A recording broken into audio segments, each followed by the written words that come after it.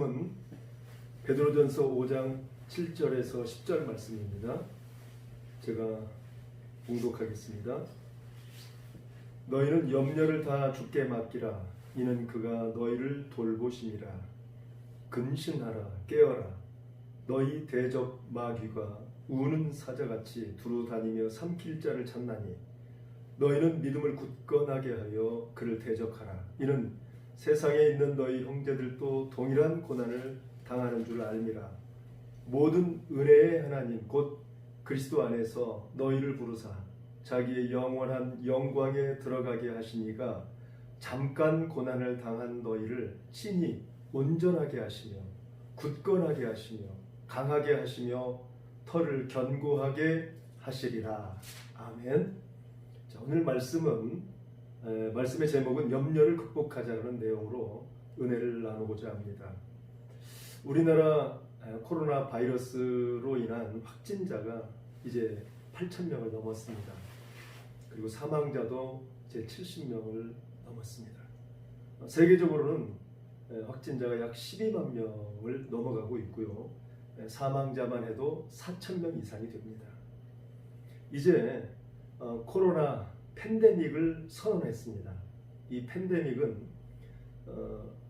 전 세계적으로 이 바이러스가 유행하게 된다는 그러한 의미를 가지고 있습니다.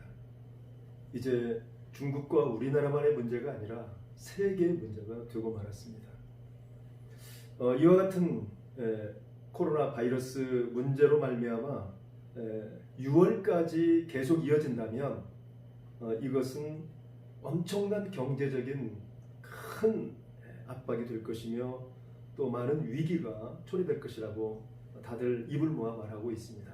그래서 그 여파는 1997년 우리가 겪었던 IMF 외환 위기 상황과 그런 상황과 견줄 만하다고 합니다.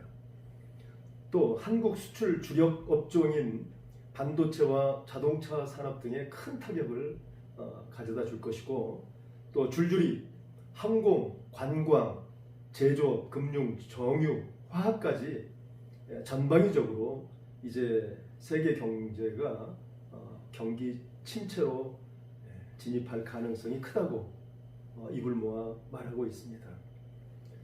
이 팬데믹은 1918년 스페인 독감이 유행을 했었습니다. 그런데 그와 같은 스페인 독감이 100년 후에 코로나 바이러스로 또 나타나고 있습니다. 자, 우리나라 증시도 외국인 매수자들의 계속된 매도로 10조 원을 돌파하고 연일 1조 이상 매도하고 있고 계속해서 빠져나가고 있습니다. 그래서 주가가 계속 하락하고 있죠. 자, 이 코스피 시장에서 거의 18년 만에 서킷 브레이커가 작동되었습니다. 이 서킷 브레이커는 많은 사람들이 이제 줄줄이 매도를 하기 때문에 낙폭이 너무 커졌기 때문에 팔려고 하는 사람들이 냉철하게 판단하지 못하고 같이 무조건 파는 그런 현상을 막기 위해서 일시 중단시키는 제도를 얘기합니다. 자, 여기까지 왔는데 이러한 현상이 9.11 테러 사태에 있었던 일이었죠. 정말 경제가 너무나 휘청거리고 있고 그래서 이 경제로 말미암아 많은 소상공인들도 어려움을 겪고 있습니다.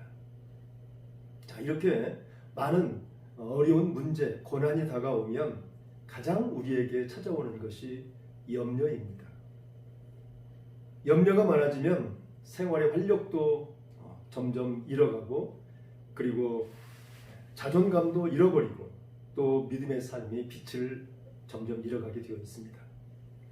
염려는 헬라어로 메린나라는 그러한 단어를 가지고 있는데 이 뜻은 마음을 나누다 또 마음을 찢다라는 뜻을 가지고 있습니다. 결국 마음이 나누어지고 분리가 생기면서 마음이 갈갈이 찢어지는 그런 현상, 이것이 바로 염려라는 뜻을 가지고 있는 것이죠. 그래서 마태복음 13장 22절 말씀에 보면 가시떨기에 뿌려졌다는 것은 말씀을 들으나 세상의 염려와 재물의 유혹에 말씀이 막혀 결실하지 못하는 자요 라고 말씀하고 있죠. 이 염려 때문에 결국은 말씀의 결실을 맺지 못한다는 그런 말씀입니다. 또 열매가 맺어지지 않기 때문에 믿음의 결국 하나님의 심판대 앞에 서서 결국은 할 말을 잃고 말 것입니다. 누가복음 21장 34절 말씀에 보면 너희는 스스로 조심하라. 그렇지 않으면 방탕함과 술 취함과 생활의 염려로 마음이 둔하여지고 뜻밖의 그날이 덫과 같이 너희에게 임하리라. 그렇게 말씀하고 있습니다. 결국 이 염려는 방탕과 또 술 취함과 똑같은 수준이라고 이야기하고 있는 것입니다. 결국 이런 염려에 빠져버리게 되어지면 믿음을 잃어버리고 결국은 이렇게 주님의 심판의 날이 덫과 같이 나도 모르게 나는 신앙생활 잘하고 있었던 걸로 생각했는데 염려에 빠짐으로 열매가 맺어지지 않고 그리고 심판대 앞에 서서 변명의 소지가 없는 그런 상황으로 빠져버린다는 것입니다. 결국 염려는 하나님을 전심으로 믿고 따르지 못하고 마음이 나누어지고 찢겨지는 현상을 이야기하고 있습니다. 그래서 우리에게 믿음에 있어서 가장 큰 걸림돌은 이 염려라고 봅니다.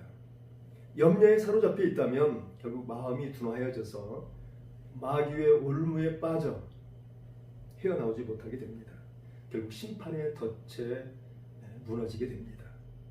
우리의 삶 속에 여러 고난이 다가오는데 그 고난으로 인해 염려가 임합니다. 9절에 보면 너희는 믿음을 굳건하게 하여 그를 대적하라. 이는 세상에 있는 너희 형제들도 동일한 고난을 당하는 줄 알미라. 대적 마귀가 믿음의 사람들을 흔들어 놓기 위해서 우는 사자와 같이 염려에 빠져들 수 있도록 고난을 준다는 것입니다. 어떻게 고난을 주어서 저들이 염려에 빠지고 염려에 빠지면 결국 믿음을 잃어버리고 믿음을 잃어버리면 결국은 갑자기 임하는 심판의 덫에 그렇게 지옥으로 갈 수밖에 없는 상황이 오게 된다는 것이죠. 그래서 마귀가 두루 다니며 삼킬 자를 찾고 있다는 것입니다. 자, 그런데 우리가 알아야 할 것이 있습니다. 누구에게나 고난이 다가옵니다. 그 고난은 그런데 잠깐이라는 것입니다. 대부분 고난이 오면 염려, 걱정하면서 소망과 희망을 잃어버리고 또 결국 좌절하고 낙심케 되어집니다. 고난이 계속될 것 같은 생각에 사로잡혀 버리게 되어지죠. 이것이 마귀의 전술입니다. 그러나 하나님은 그러한 고난을 통해 우리를 온전하게 하시고 또 굳건하게 하시고 강하게 하시고 털을 견고하게 하신다고 말씀하고 있습니다. 오늘 10절 말씀에 보면 모든 은혜의 하나님 곧 그리스도 안에서 너희를 부르사 자기 영원한 영광에 들어가게 하시니가 잠깐 고난을 당한 너희를 친히 온전하게 하시며 굳건하게 하시며 강하게 하시며 털을 견고하게 하시리라 말씀하고 있습니다. 여러분, 고난 때문에 염려하게 되어진다면 그 염려로 인해서 결국은 믿음을 잃어버리고 그리고 마귀의 덫에 걸려드는 것입니다. 그러나 이 고난은 때에 따라서는 우리 주님께서 우리를 강하게 하시고 털을 견고하게 하시고 또 우리를 온전하게 하시기 위해서 주신다는 것입니다. 그렇다면 우리 믿음의 사람들이 이런 고난이 올 때 어떻게 반응하며 살아가야 되겠습니까? 믿음의 사람은 이러한 고난에 영그러져 가는 것입니다. 강하고 견고해지는 것이죠. 그리고 더 이상 고난에 흔들리지 않게 되어집니다. 믿음의 사람은 주님을 바라보고 십자가를 바라보고 나아가는 사람입니다. 히브리서 11장 6절 말씀에 보면 믿음이 없이는 하나님을 기쁘시게 하지 못하나니 하나님께 나아가는 자는 반드시 그가 계신 것과 또한 그가 자기를 찾는 자들에게 상 주시는 이심을 믿어야 할지니라 그렇게 말씀하고 있습니다. 결국 믿음의 사람은 하나님을 기쁘시게 하는 사람들입니다. 믿음의 사람은 하나님을 향한 믿음이 확고합니다. 그러나 염려의 사람은 하나님을 기쁘시게 하지 못합니다. 그리고 하나님을 잃어버리고 하나님을 신뢰하지 못하게 되어집니다. 그래서 염려를 방치하면 공동체가 찢어지는 아픔을 겪게 되어지고 나 자신도 찢어지게 되어지죠. 여러분, 가데스 바네아 사건은 우리가 항상 여러 가지 정말 사례를 들어서 회고해 볼 필요성이 있죠. 가데스 바네아 사건은 이스라엘 백성들이 가나안 땅에 가기 전에 광야에서 훈련받았던 그러한 시간들인데, 가데스 바네아에 이르렀을 때 3일길이면 가나안 땅에 갈 수 있었습니다. 그런데 모세를 통해서 각 지파의 지도자들이 선택이 되어서 12정탐꾼이 가나안 땅에 이제 정탐하고 돌아와서 보고하는 내용들이 있죠. 그런데 그 보고했던 10명의 지도자들은 믿음을 잃어버렸죠. 그리고 가나안 땅 원주민들의 강한 모습만 바라보고 결국 염려에 빠져버리게 되었던 것입니다. 그래서 결국은 그들이 보고했던 내용은 가나안 땅은 크고 아낙 자손들, 즉 거인 족속들이 살고 있고 그에 비해 우리는 메뚜기에 불과하다. 우리가 가나안 땅에 들어가면 결국 몰살을 당할 것이다. 그렇게 보고하게 되어버립니다. 보고하게 되었죠. 그래서 결국은 큰일 났다. 이제 우리가 저 가나안 땅에 만약에 들어간다면 우리는 몰살을 당할 것이다. 이를 어떻게 하면 좋을까? 이러한 탄식과 염려에 빠져버리게 되었고, 결국 그러한 염려에 빠져버린 그 10명의 지도자들은 하나님을 잃어버리고 말았습니다. 지도자가 염려하면 결국 공동체가 염려에 매몰되게 되어 있습니다. 부모가 염려하고 있으면 자식들도 기가 죽어버리죠. 염려에 사로잡힌 이스라엘 백성들은 결국 모세와 아론을 원망하기 시작합니다. 그래서 민수기 14장 2절에서 4절 말씀에 보면 우리가 애굽 땅에서 죽었으면 좋았을 것을 왜 우리를 여기까지 오게 해서 죽게 하느냐. 우리가 한 지휘관을 세우고 애굽으로 돌아가자. 그렇게 강하게 이야기를 합니다. 결국 이들에게는 어떤 현상이 벌어졌습니까? 그동안에 하나님께서 그들을 먹이시고 입히시고 이끌어 주셨던 그러한 은혜는 다 잃어버렸습니다. 홍해를 갈라주셨고 구름 기둥 불 기둥을 통해 낮에는 해를 막아주시고 밤에는 불로 태워주셔서 그들이 전혀 건강에 어려움 없도록 그렇게 해주신 하나님을 그들은 잃어버렸습니다. 그리고 그들은 결국 왜 만나만 먹게 하느냐. 과거에 그 애굽 땅에서 먹었던 고기와 부추, 파, 마늘 이것 좀 먹었으면 좋겠다. 그렇게 오히려 탄식을 하며 부르짖습니다. 그리고 그들은 앞으로 지도자를 신뢰할 수 없기 때문에, 모세, 아론을 신뢰할 수 없기 때문에 그들은 다시 애굽으로 돌아가려고 했던 것입니다. 그러면서 울부짖고 통곡하며 온 밤을 지새우고 있었습니다. 염려는 하나님을 불신앙하게 합니다. 하나님을 거역하게 합니다. 세상적인 가치관에 빠져버리게 만듭니다. 염려가 공동체를 와해시켜버리고 또 마음을 찢어놓습니다. 염려를 방치하면 결국 하나님의 은혜를 다 잃어버립니다. 결국 하나님을 배반하게 되어 있습니다. 그러나 염려를 극복하면 그들은 요단강이 갈라지는 그러한 경험을 하게 되어집니다. 그리고 무엇보다도 여리고성이 무너지는 기적을 경험하게 됩니다. 염려에 빠지지 않은 여호수아 갈렙이 바로 믿음의 주인공들이었죠. 그들은 하나님의 놀라운 영광을 체험했던 사람들입니다. 자, 그렇다면 염려를 극복하려면 우리가 어떻게 해야 할까요? 첫째는 염려를 죽게 맞게 해야 합니다. 오늘 본문 내용처럼 너희 염려를 다 죽게 맡기라. 이는 그가 너희를 돌보심이라 말씀하고 있습니다. 맡기다라는 뜻은 헬라어로 에피립토라는 뜻을 가지고 있는데요. 이것은 어디에 던지다. 결국 야구공을 던지듯이 주님께 던져버리는 것입니다. 던지는 거예요. 염려를 주께 맡기는 것은 하나님께 모든 염려와 불안, 염려, 근심, 걱정을 다 던져버리는 것입니다. 염려를 끌어안고 고민하지 말고 염려와 불안과 근심, 슬픔, 상처와 스트레스도 다 던져버리시기 바랍니다. 마태복음 6장 31절부터 33절 말씀에 보면 그러므로 염려하여 이르기를 무엇을 먹을까 무엇을 마실까 무엇을 입을까 하지 말라. 이는 다 이방인이 구하는 것이라. 너희 하늘 아버지께서 이 모든 것이 너희에게 있어야 할 줄을 아시느니라. 그런즉 너희는 먼저 그의 나라와 그의 의를 구하라. 그리하면 이 모든 것을 너희에게 더하시리라 말씀하고 있습니다. 염려하지 마시기 바랍니다. 무엇을 먹을까? 무엇을 입을까? 무엇을 마실까? 우리 하나님의 사람들은 그런 염려에 빠지지 않습니다. 그리고 하나님을 신뢰하기 때문에 하나님의 뜻을 잘 깨달아 알아가고 그리고 하나님의 나라와 그 의를 위해서 구하는 자들입니다. 그런데 실상 여러분 우리들의 모습을 보면 대개는 이와 반대의 행동을 취하는 경우가 더 많습니다. 염려와 스트레스가 생기면 이를 하나님께 맡기기보다는 혼자 해결하려고 한다거나 또는 다른 사람에게 던짐으로써 때로는 더 큰 문제를 만들기도 합니다.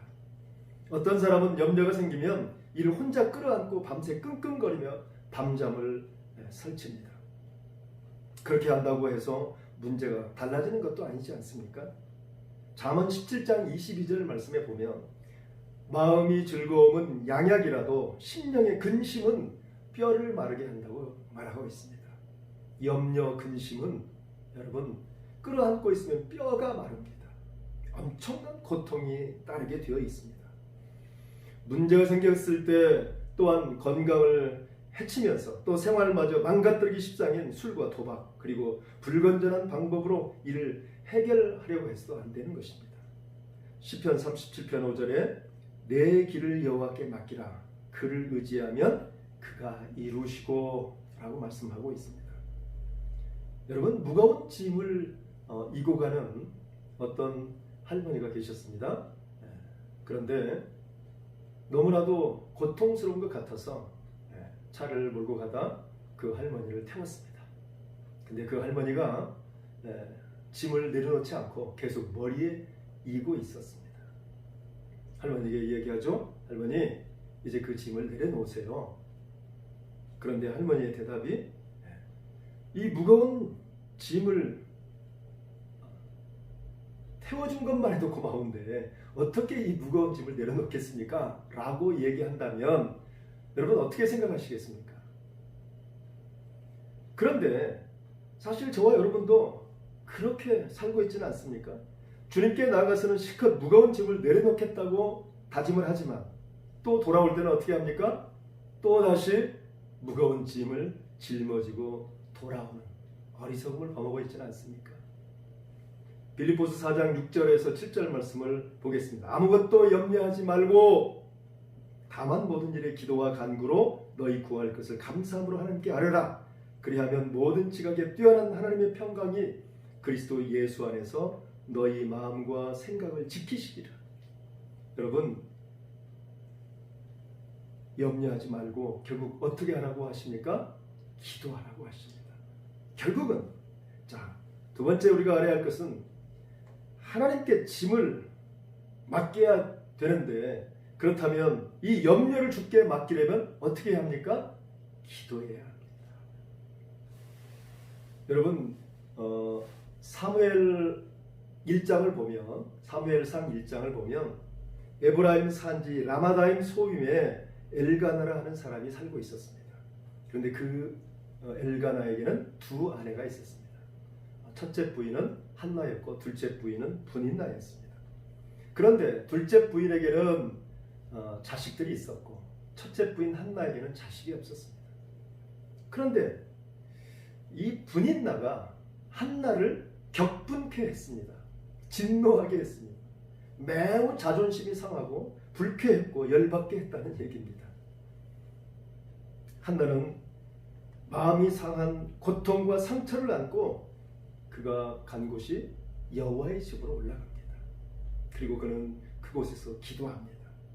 사무엘상 1장 10절 말씀에 보면 한나가 마음이 괴로워서 여호와께 기도하고 통곡하며 라고 얘기하고 있습니다. 통곡의 기도를 합니다.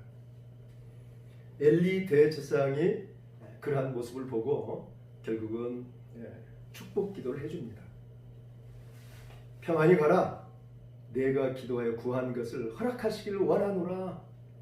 물론 엘리 대제사장은 정말 믿음의 좋은 모습을 보이지는 않습니다. 그러나 그럼에도 불구하고 엘리 대제사장이 이야기해준 그 축복 기도, 그것을 그대로 받아들이는 한나였습니다. 결국은 한나는 정말 다시는 근심빛이 없었다라고 얘기하고 있습니다. 하나님은 한나에게 사무엘을 허락해 주셨고, 그리고 세 아들과 두 딸도 또 보너스로 주셨습니다. 이와 같은 역사가 기도를 통해서 이루어지는 것입니다. 여러분, 조지 뮬러를 아시죠? 5만 번 응답받은 기도의 사람이죠. 그는 고아원을 운영을 했고, 그리고 믿음으로 그 고아원 원생들에게 잘 가르쳤고, 그리고 구제하는데 모범을 보였던 사람이고 전도에 열을 올렸던 사람입니다. 근데 그에게는 친구가 5명이 있었습니다. 근데 그 친구 5명이 예수를 믿지 않았습니다. 그래서 뮬러는 기도하기 시작합니다. 기도하기 시작해서 5년 만에 한 명의 친구가 돌아왔습니다. 그리고 또 계속해서 기도합니다. 10년이 되었을 때 또 한 명이 돌아옵니다. 또 계속 기도합니다. 25년이 되었을 때 2명이 돌아옵니다. 그리고 또 아직도 돌아오지 않은 한 명이 있었습니다. 결국 그 한 명을 놓고 계속 기도합니다. 결국은 뮬러는 하나님의 부르심에 이제 올라가게 되어지고, 하늘나라에 올라가게 되어지고, 그리고 그 친구가 그 장례식에 참석을 해서 그런 얘기를 듣습니다. 이 친구 뮬러가 자네를 위해서 52년 동안 기도했다네. 그 이야기를 듣고 그가 그 자리에서 회심합니다. 여러분, 기도는 잠깐 하고 끝내는 것이 아닙니다. 기도는 끝까지 하는 것입니다. 이루어질 때까지 하는 것입니다. 기도는 반드시 응답받습니다. 그 응답받는 시기는 하나님의 때에 이루어집니다. 그래서 카이로스라고 얘기합니다. 우리의 때가 아니라 내가 이때 빨리 기도 응답을 해주시면 좋겠는데, 그러나 이 모든 것은 하나님의 때에 맞춰서 반드시 응답해 주십니다. 문제는 우리가 기도하다가 멈춰버리는 데 문제가 있습니다. 기도의 잔이 차야 합니다. 기도의 잔이 차고 넘칠 때까지 우리는 끊임없이 기도해야 합니다. 끝까지 기도해야 합니다. 골로새 1장 9절 상반절을 보면 이로써 우리도 듣던 날부터 너희를 위하여 기도하기를 그치지 아니하고 구하노니 이렇게 말하고 있습니다. 사도 바울이 골로새 교회를 위로해 주기 위해서 서신을 보냅니다. 그 서신의 내용이 바로 그렇습니다. 골로새 교회 교인들 너희를 위해서 기도하기를 그치지 않는다라고 얘기하고 있습니다. 기도의 제목이 있었을 것입니다. 그 기도의 제목이 이루어질 때까지 끝까지 기도하겠다고 사도 바울은 다짐하는 것입니다. 여러분, 우리나라가 코로나 바이러스 때문에, 코로나19 때문에 많은 나라로부터 따돌림을 받았습니다. 100여 개국의 많은 나라들이 우리나라 사람들이 자기 나라에 들어오는 입국 허락하지 않았습니다. 그래서 우리나라가 굉장히 정말 많은 어려움을 겪게 되었죠.